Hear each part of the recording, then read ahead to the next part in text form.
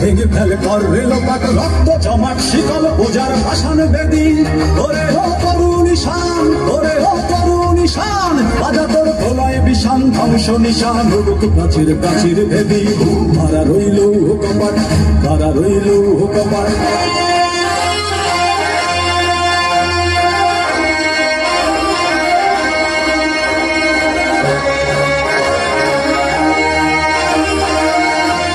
1948 সালে ব্যাসকোর্সি ময়দানে মোহাম্মদ আলী জিন্নাহ ঘোষণা দেন উর্দুই হবে পাকিস্তানের একমাত্র রাষ্ট্রভাষা।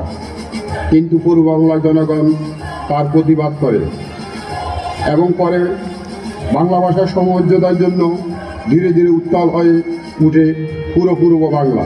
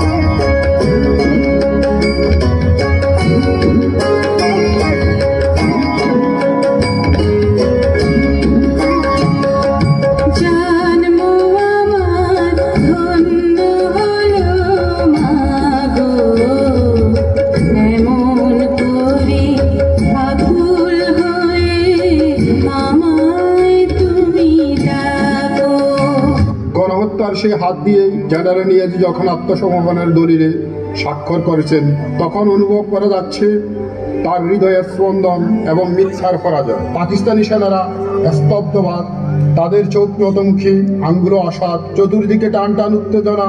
সেই দৃশ্য নিয়াজি কলম তুলে নিল, পা হাতে লিখল চূড়ান্ত পরাজয়, জন্ম নিল এক স্বাধীন সার্বভৌম দেশ বাংলাদেশ।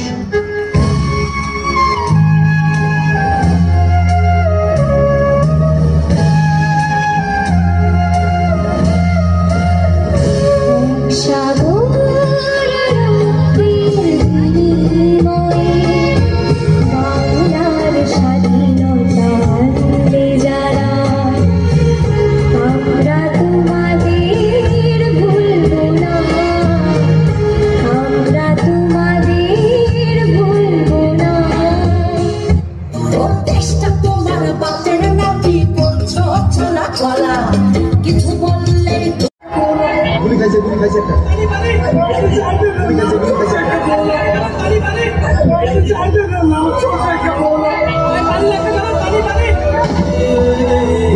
খাইছে